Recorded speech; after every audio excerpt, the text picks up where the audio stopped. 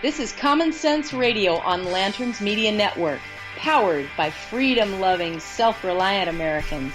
I'm Susan Swift. I'm a proud native Texan, married mother of 7. I've been an actress, a lawyer, and I love God, family, and country. And yes, I'm the C word. I'm a conservative, fighting the good fight on the left coast. And I'm AJ Davis, born and raised on the East Coast, now infiltrating the left coast. I'm a millennial, a husband, father of 3, and a military veteran. I'm fat, I'm bald, and yeah, I'm not politically correct. Welcome to Common Sense Radio on Lanterns Media Network.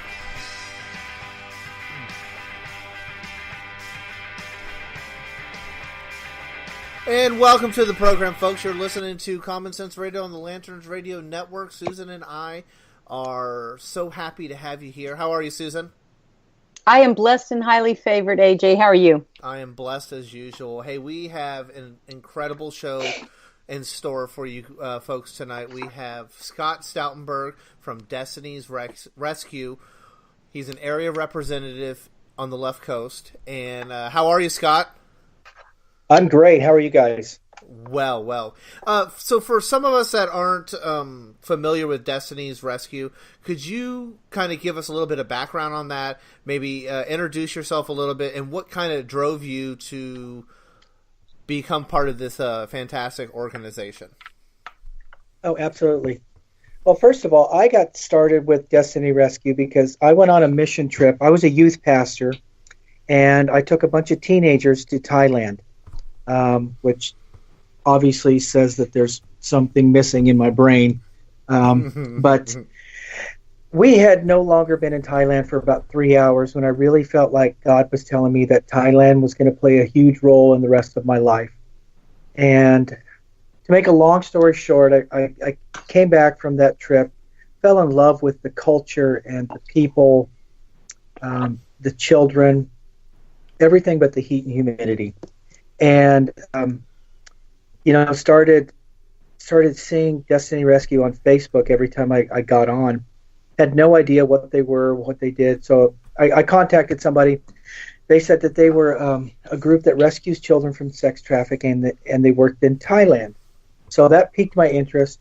So I sent them an email and wound up becoming an advocate for them on the West Coast, and that moved into an area representative. And I've been doing that since the fall of 2014.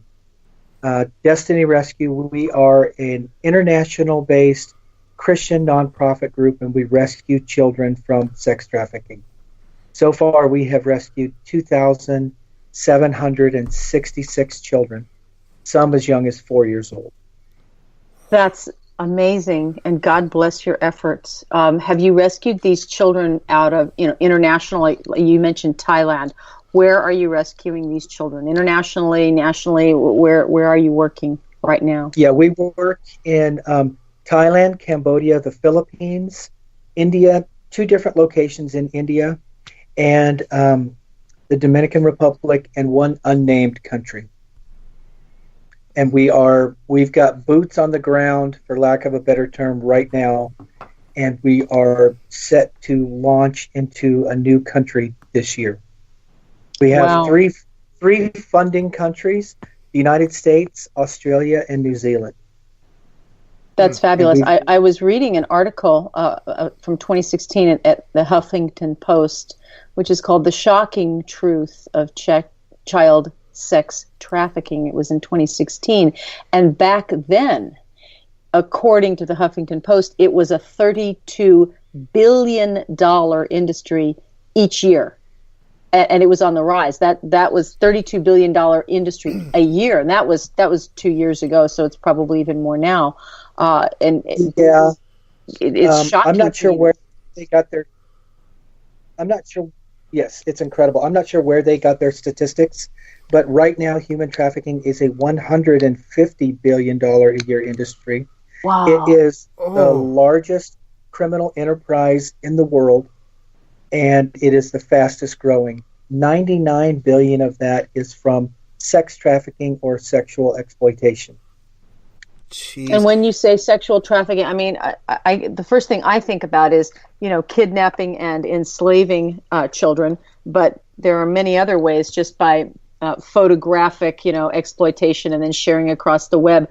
What are the different types, if you will, of the trafficking that you're talking about? Because I probably don't even have a true picture of what all it entails.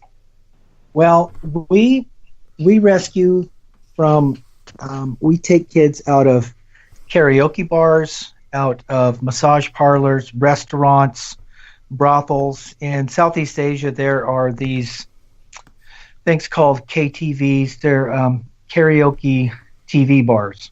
And they're very popular in Southeast Asia, and we rescue a lot of children out of there. So this is true. It's true enslavement and basically forced prostitution. That's what you're talking about. Absolutely. They physically kidnap the child and force the child into sexual slavery. Yeah, sometimes most of the time they don't kidnap them. Oftentimes, what happens is, say you get a girl. I'll give you a perfect example. We had a girl who was 13. And she lived in a hill tribe. I mean, literally 3 hours from nowhere. And her father, I believe her father got in some sort of an accident, could not care for the family anymore. Mom and Dad said, you've got to go get a job so that we can feed your brothers and sisters. Because you have to understand, there's no welfare system in some of these countries that we work in. If somebody in the family falls ill, say it's the father, there's nobody there. They have nothing to fall back on. Right. The father is the welfare system. He goes out and he is the breadwinner. There's no government to fall back on. And then it goes from the father to the oldest daughter. It's her responsibility after that. Huh. So she, not the oldest son. Not the oldest son. No, it's the oldest daughter. And she went and she thought, okay, well, I'll go to the city. There's got to be work in the city. So she got a ride into the city, and she got dropped off at what she thought was a town square. There was a lady that came up to her, and this was a square right in the middle of a bunch of brothels. And lady came up to her and said, hey dear, what's wrong? And she said, I need to find a job. And so she got a job. She offered her a job. But what she really did was she took her in, told her, what you need to do is put on these skimpy clothes, put on this makeup, and you need to go out with men. And she was 13 years old, didn't know, she was a virgin. She said that if you would have asked her what sex was, she wouldn't have known. And the first night that she was there, a man came into her room and started undressing, and she started screaming and told him to get out, and he left. Came back and said, I talked to the mama son. I already paid. I can do to you whatever I want. And he set up a camera and videotaped himself beating her and then raping her. And that was her first experience. And she, while this was happening, he beat her until she submitted. And while this was happening, she said the thing that was going through her mind was, who is going to see this video? And that's what we rescue kids from. So here's a question I got for you, Scott. Let's take a step back. So you say Destiny's Rescue work in all these different countries. Is it just the men or women that work or that live in these countries that are doing these horrendous acts, or are there men from all over the countries? How would you describe the a ratio if you had to give? Well, I'm not sure about the ratio. A lot of it depends on where you're at. If you are in a popular, in a big city, say like Bangkok, we walked through two red light districts in Bangkok, and you saw a lot of Westerners. There were an awful lot of white faces. But if you go out into the country, it's mostly people that are from the countries that we work in. And I do have to say that we work hand in hand with the governments of where we rescue. We've got some great government officials that back us up completely and are really happy that we're there. Yes. So explain, what's a red light district? I've never partaked in it. I don't even understand what goes through these people's head to make them want to do this. So maybe that's a 2-part question. What's a red light district, and what are you guys learning and as the experience of whenever you arrest these monsters? Because that's what they are. They're monsters. Oh, absolutely. A red light district is an area of town where there is nothing but brothels. I'll give you an example. One of the ones that we walked through in Bangkok was, you just walk down a street and you go down this alley, and at the alley there's a guard shack. In the front of the alley there's a guard shack, and if you're a lady and you walk through there, you have a purse or you've got a backpack or something, they'll stop and they want to check your backpack. Then when you go in, it is 3 stories that kind of circle around, and it is nothing but bars and brothels. As far as you can see, it's nothing but bars and brothels. It is Sodom and Gomorrah with cars and electricity. And as far as the men, we go in. When we go in undercover posing as clients. And, we're just, and our founder will say this, we're just good guys in a bad place. And, we don't spend a lot of time figuring out, what the psychology of the men is that, that we're rescuing children from. But, as a father of 2 daughters and a grandfather of a little girl, I think it's just evil and perversion. I'm not a psychologist. I can't tell you what goes on in the mind of I like the term you used, a monster.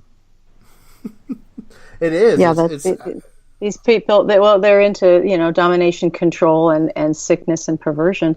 But I imagine the pressure on these girls. It's not just a physical type of, slavery. It's mental, because they know that if they don't perform, if they don't do their job, quote unquote, not only won't they get the money, they won't have money to save, their family back home or wherever they're, having to earn the money. And they're probably very, very afraid that if you offer rescue, you go in and you say, yeah, we're posing as customers, you probably get the girls one-on-one and you explain to them, hey, we can get you out of there. They're probably very reluctant to leave because they're afraid that their families would suffer. Yes? Yeah, the girls that we rescue are so brave, because when we rescue a girl, we've got to get her permission, the government's permission, and her parents' permission. But it starts with her. And, it's the evil she knows compared to the evil that she doesn't know. When we first started rescuing children in 2011, we didn't rescue one child in 6 months. And the reason is we started offering to rescue them the very first time we met them. And we found out later that the girls said, we had no reason to trust you, because every man that came into a place like that hurt us and abused us. And they said, in our mind, good guys don't go to brothels. So that would be true. Out, that would be true. Yes, very true. So that goes back to what I said, and what our founder Tony Kerwin says. We're good guys in a bad place. When our guys go in, they sit down with the girls. They don't touch the girls poorly. They don't let the girls touch them poorly, and they look them in the eye. And they build a relationship with them, and they'll go in one night and meet a girl, and then they'll go back, and then they'll go back again. I had the opportunity in September to go out undercover one night with one of our rescue agents, and I sat down with this girl. She told me she was 18. I guarantee you she was no older than 14, but I speak enough of her language that I was able to communicate a little bit with her, and I taught her how to thumb wrestle. And so we sat there and thumb wrestled. And the first 2 times I let her beat me. After that, she was a little hustler. She got really good really quickly. But I learned firsthand what it meant when when our rescue guys or rescue agents said they build a relationship with the kid, because I know that if I would have went back there the next night or a week later, that girl would have seen me and would have seen me as somebody that was safe. Mm-hmm. Wow. So when you earn their trust by building a relationship, maybe it takes one night, maybe it takes a week, whatever it is, then what's your next step after you've established a trust? What do you do next? What's the next point? Our guys have been doing this long enough, and they've gotten good enough to be able to read people. And so what they do is they'll just pull out their phone, and you have to understand the setting, especially in Southeast Asia. And when they go into these bars and karaoke bars, I mean, it's loud. And, there are drunk men walking around with microphones singing songs.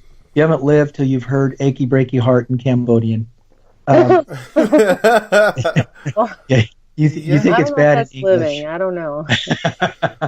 But you haven't suffered, I would say. You haven't suffered. Yeah, exactly. Oftentimes, what they're able to do is they say, listen, we can get you out of here tonight. And sometimes it's as simple as getting up and walking out. And, there's a lot of people, there's chaos, there's just noise everywhere. So it's hard to keep track of everybody. Our goal is always to be able to go in and rescue a girl and get out without anybody ever knowing that we were there. And I'll give you a perfect example of that. We had our founder walked into a brothel in a large city in Southeast Asia, and they had just rescued a girl from there a couple weeks before that. And the mama-san recognized him, and she came out and she gave him a hug, and he asked about that girl, knowing full well that she had already been rescued. And the mama-san started laughing, and she said, "You must be the unluckiest man ever." And he said, "What do you mean?" She said, "Every time you come and you find a girl that you're interested in, when you leave, she disappears." So she's not too smart. Mama-san not too bright. Yeah, and that's what Tony said. He goes, "I don't know if she's a bit thick or if it's just God closing her eyes. We'll take either one." Or maybe, you know what, hopefully, I hope that she really knows, and maybe very secretly she's partnering to rescue a couple of these kids by not saying or noticing. Maybe. Well, yeah, I would doubt that simply because she is the mama-san. Yeah. She was the owner of the brothel. So, Scott, when you said you went back in September on a rescue mission, what was your feelings before and your understanding and feelings after? Because that was probably a life-changing event, I would assume. Well, it was Destiny Rescue offers team trips, and you can take a team trip. They offer about 10 a year, and you can spend 1 week in Cambodia and 1 week in Thailand. And they are probably by the end of 2018 are going to open up the opportunity to go to India as well. So basically what you do is during the day you go and visit the rescue homes, and you meet the kids, and we did tie-dye and we taught English and things like that. But when I was able to go out, it was after we visited a big red light area, and then I went with the team trip leader, and we took a train downtown, and we met with one of the rescue agents. And basically that was just them doing me a favor as an area rep so that I could see firsthand what it is that they do. So when I come back here, I'd have a better way of explaining to people how big of heroes our rescue agents really are. And they do this every single night. And they have been shot at. They've had death threats, knives pulled on them, guns pulled on them. And they don't carry weapons. They're heroes. They're literally superheroes. They have the armor of God.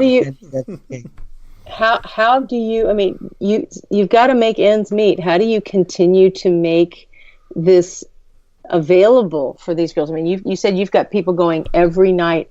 They have to. I don't guess this is a hobby for them. How do you how do they make a living? Yeah, how do you make a living? How do they make a living? How do you keep this going? our rescue agents do what a lot of denominations do with their missionaries. They will go to their churches, churches that they know, churches, families, friends, and they will get people to support them monthly. They get people the opportunity to say, "Hey, I'll give you $100 a month or whatever," and that's all that they live off of. Wow, that's incredible. Amazing. Yeah. They're it's a calling for them. It is a calling. This is true charity. And I found out after going out one night that I don't think I could be a rescue agent. I could go out every time I go on a team trip. I think I could go out for one night, but to do it night in and night out, I just don't know if. Yeah, like you said, it's a calling, and I'm not called to be a rescue agent. So, Scott, those rescue agents, are they prior military? What kind of training do they? I mean, obviously we know it's a calling. Are they special forces, or could it just? They're just guys, just regular guys like you and I that have a calling from God. Wow. Yeah, they're just guys.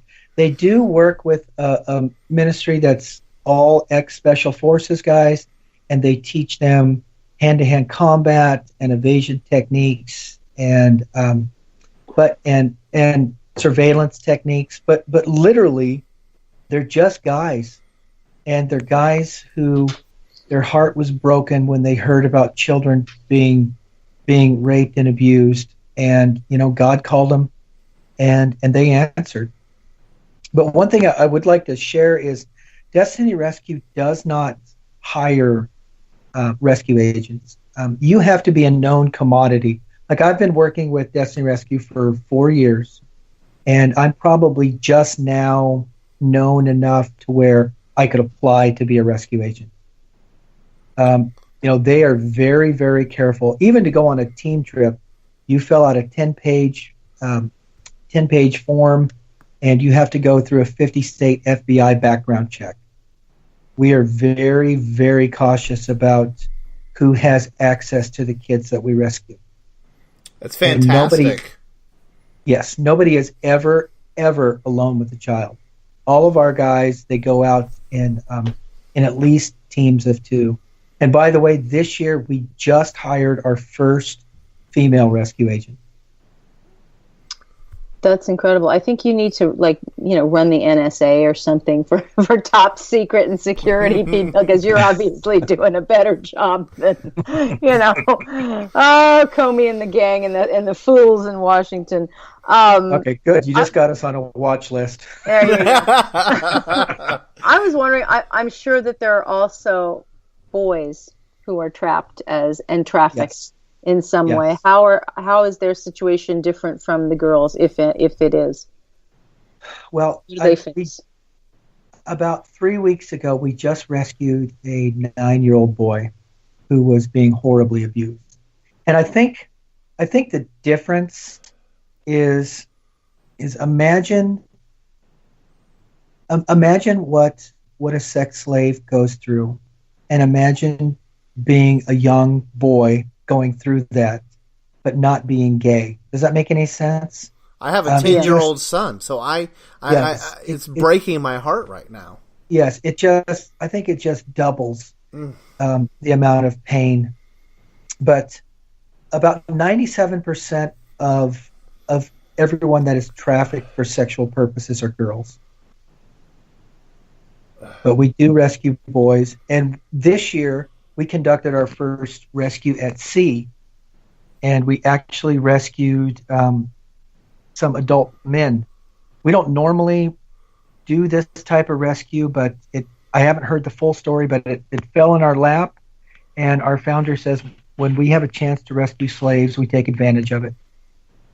So wonderful. Yeah, it's incredible. Do the young girls? Since you said that there are adult slaves, and I don't doubt you, I know it, but is there any other way out for these girls? Do they grow up out of it when they're, can they escape in other ways, or grow up, or do they become mama-sans themselves? Does it perpetuate and they become abusers themselves? I mean, can they ever leave some other way, or is this a cycle that repeats? As long as the mama-san can make money off of them, they will stay. They will keep them. But the average age of a child trafficked for sexual purposes is 12 to 14. If a girl is with 5 customers a day, and that's not a large number. Jeez.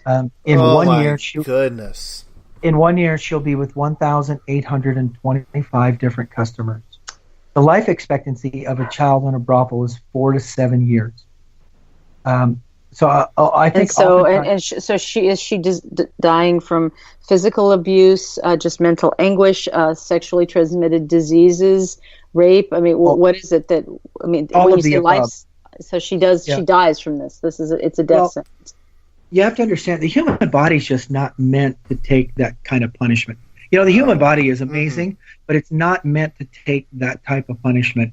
And then you add in the fact that oftentimes the mama-sans will get the girls addicted to drugs or alcohol to make them more compliant. Yeah, and then oftentimes the girls, the only time they get an opportunity to eat is when a customer buys food for them. So you add in malnutrition, drug abuse, physical abuse, and sexually transmitted diseases, and that's where the high mortality rate comes in. Oh my goodness, Scott! I mean, I'm just baffled at all this. You hear the shows online, you see some people sharing things, but to be communicating with someone as knowledgeable as you and that's been on the front lines, it's heartbreaking to hear these stories. So after you rescue these kids, what's the next step that you guys, Destiny's Rescues, takes, and what path are you leading them to? Because obviously you're getting them out of the darkness, but what is the plan? Right. Well, we have 3 options for kids.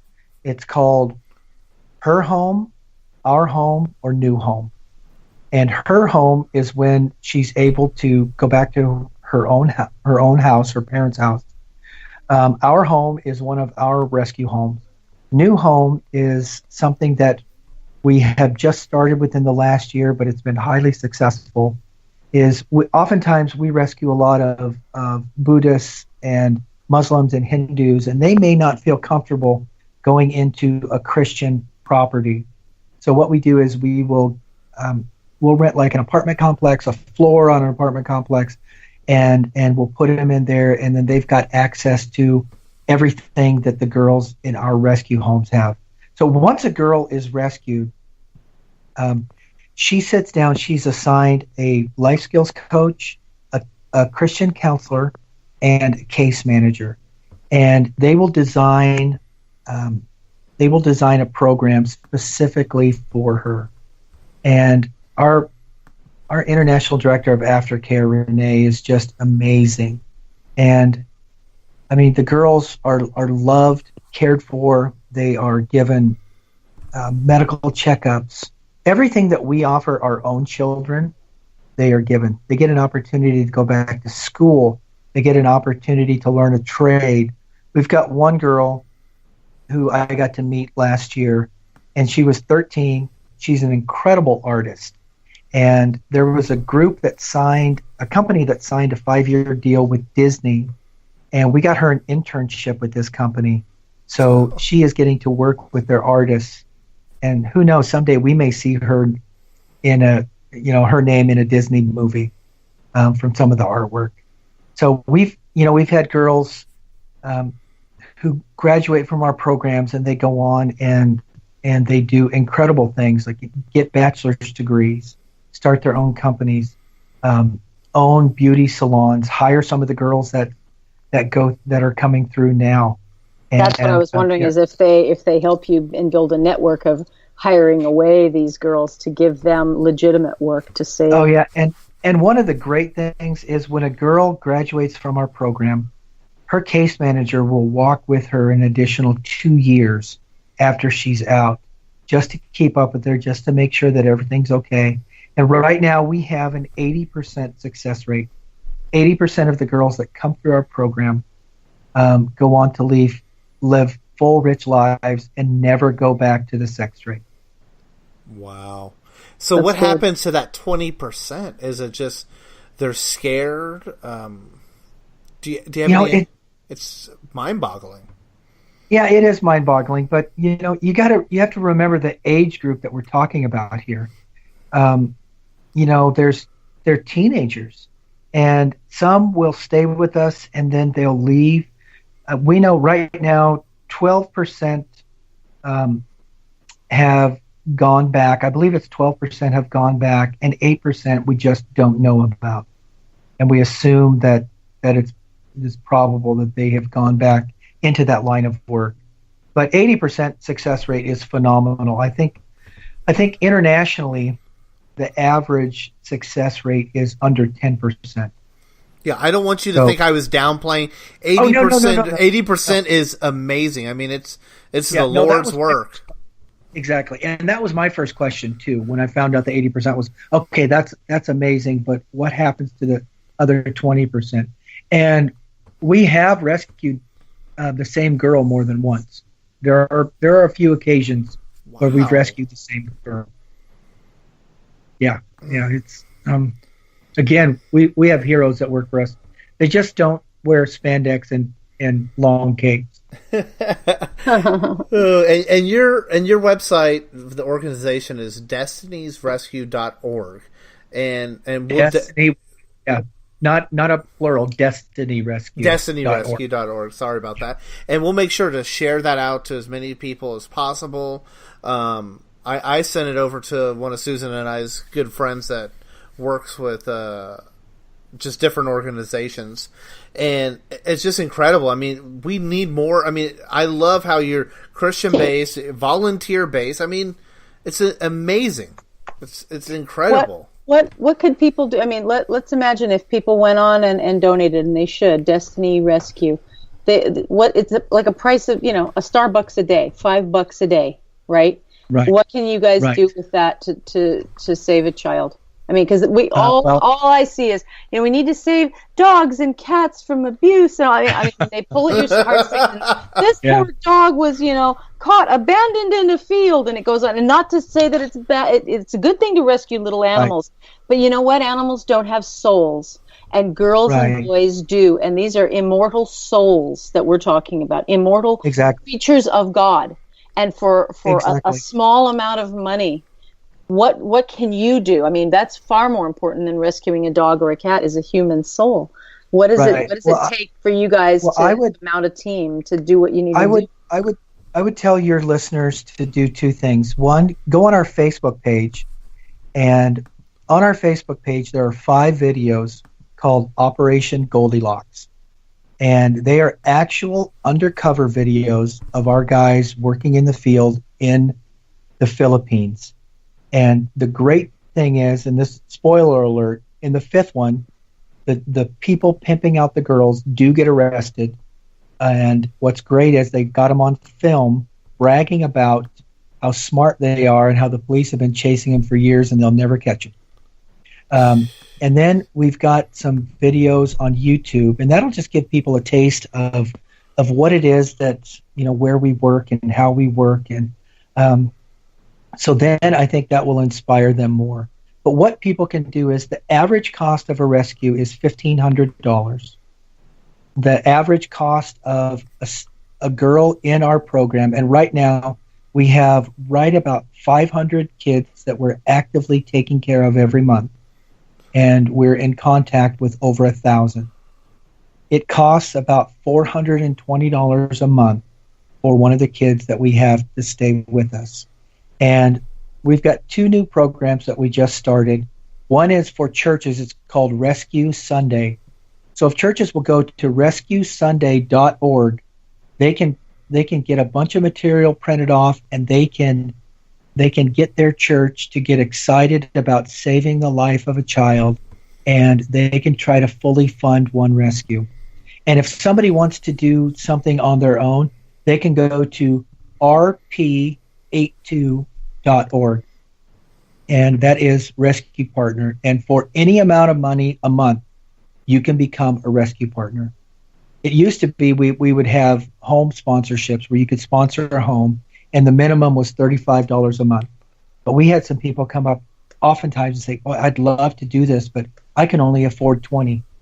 Well, this is a way that somebody who can afford $5 a month can sign up, and they can actively take part in what we're doing. And by the way, out of that $420 a month that it takes to feed and house children, every girl that is in our care is given $100 a month that she is able to send home to her family. Oh, and that's amazing. Yes, and for her family, that is a huge thing. And we've got social workers that will go out and sit down with her family and figure out, okay, how did this happen? What do we need to do to make sure that this doesn't happen? And we not only find out that when we go to visit a girl's family, other people from that village will come out and say, well, hey, we want help too. So we're able to sit down with complete villages and help them figure out ways that they can be sustainable and that they can all make a living so that their girls never have to go through this again. Oh, that's brilliant. That's brilliant. We've got some great people, really, really smart people with huge hearts that work with us. We need more people like this organization. You are doing God's work, and you are saving souls, and you're saving the next generation. That is. And one thing I would love for your listeners to do is give me a call. I visit. I'll come to your church, your civic group, whatever. It doesn't cost a dime, and I don't come and beg for money, but I just come and talk and tell people what we do, and then I let God do the rest. Churches get really excited when they find out that they have an opportunity to save a life. There aren't that many times in a person's life where you can say, today I saved a life. And that's what Destiny Rescue does every day, is they save lives. That's wonderful. And they save it in such a meaningful way, so that you're saving the future. You're saving the future of all of these girls and all of the people that they will touch. It's a ripple effect. You're saving the whole future of a country. I'll give you a great story about that. One of our case managers got a call one day, and it was from a girl. I think her name was Nye.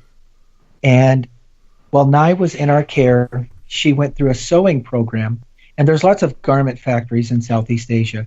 And so when she graduated the program, we got her a job in a garment factory, and she called to say, just kind of give them an update on what was going on in her life. And she said, not long after she started working there, she started getting promoted, and she now runs the entire factory, and she's in charge of 400 employees. And she's recently married, and her husband bought their first house. She said it's not too big and it's not too small, but for us it's just perfect. And they are expecting their first baby.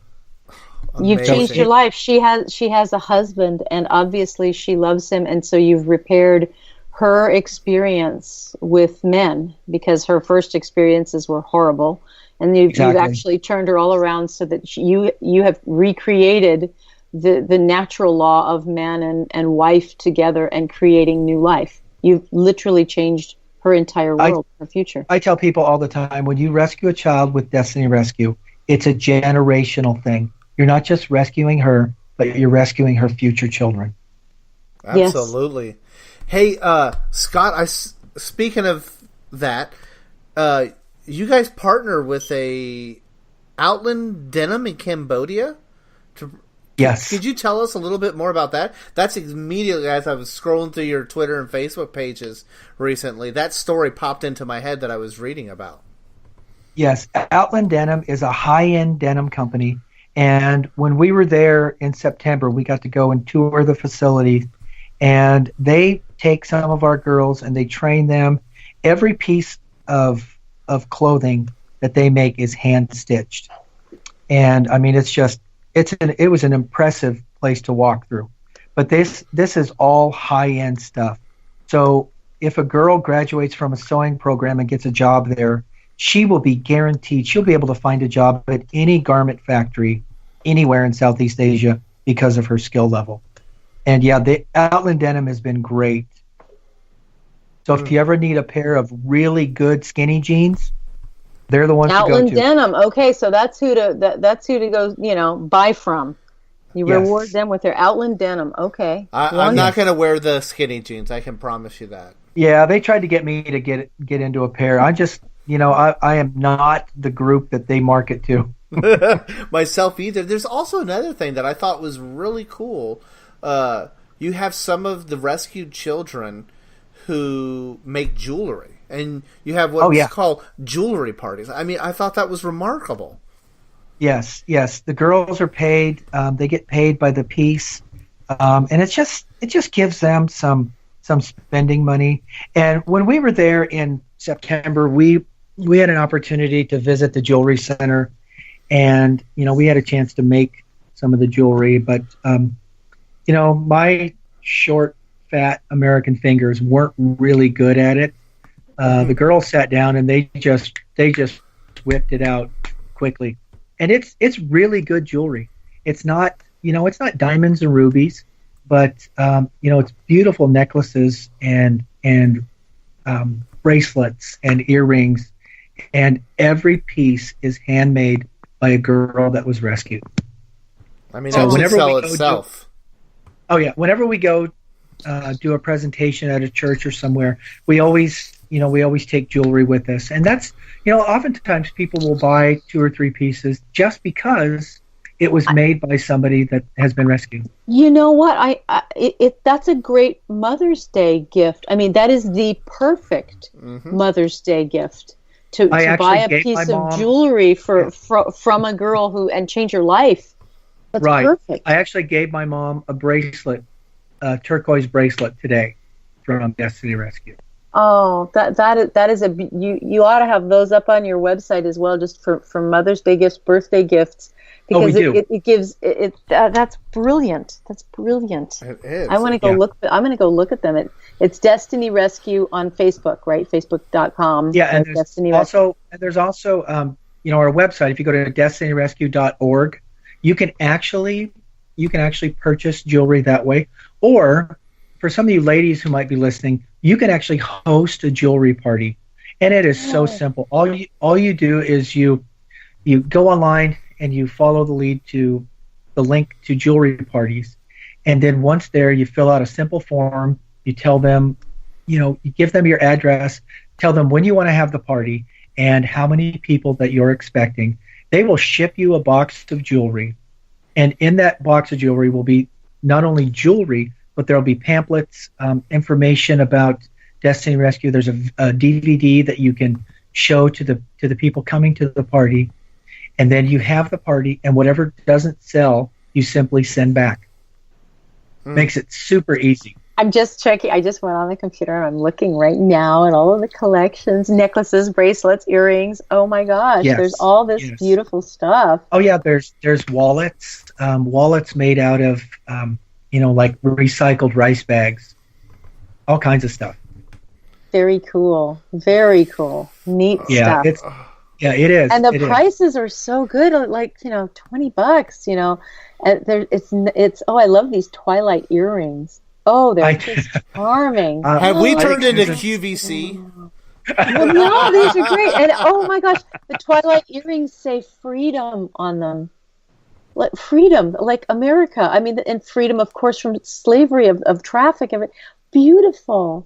These are beautiful. Yeah, they are beautiful. Every time I get a new box of jewelry sent to me, my wife is my best customer. A problem, a little problem. Yeah, love it. Yeah, it's great. And like I said, everybody, people are just amazed when they hear stories about the kids, and so many people want to get involved. They just don't have an idea of how they can get involved. So, go to our website, call me, let me come speak to your church. People get excited when they find out that they can play a role in helping children. It's so important. Whenever I heard an interview with you on another show, that was the reason. I said instantly, God was telling me, you need to bring him on. You need to bring him on. This is so important in life.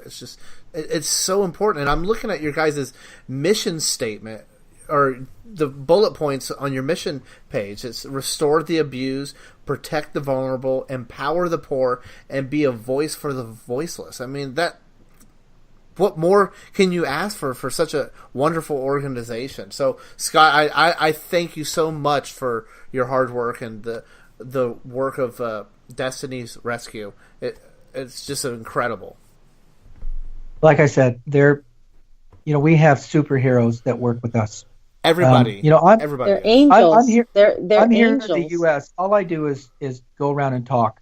My job is easy, but we've got so many people who just give up everything and go to the front lines and work, and I adore them. I just love them. If we have a second, I know because it's near the very end of the show, but just tell us, how did the very, very first beginning start of this idea of the Destiny Rescue? What was the one person who started it and said, I've got to do something? How did that start?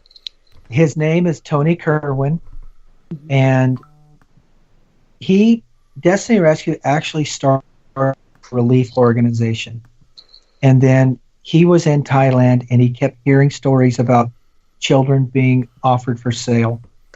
And he heard a story about a young girl being offered to somebody for $300, and the person said, you can take her and do whatever you want, as long as you want, whenever you want.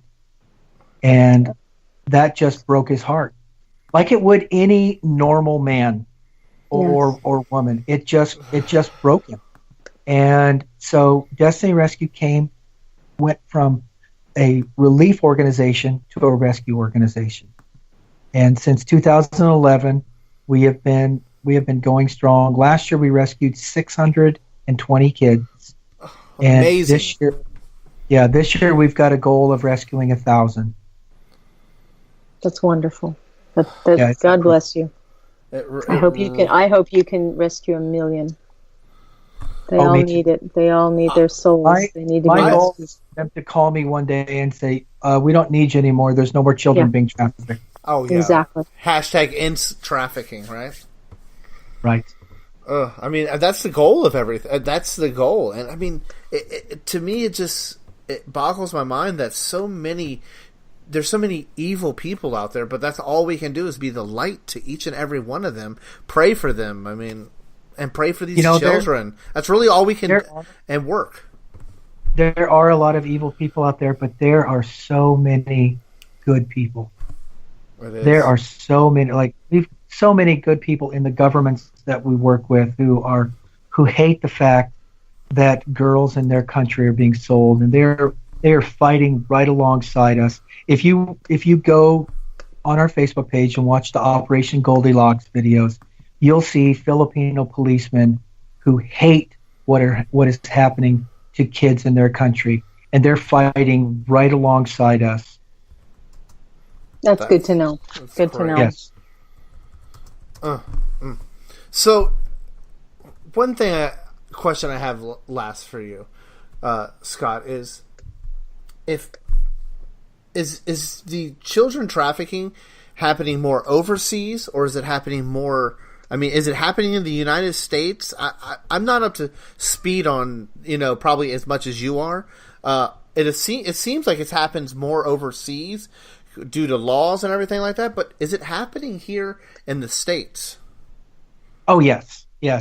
The I-5 corridor from Vancouver, British Columbia, down to Los Angeles is really bad.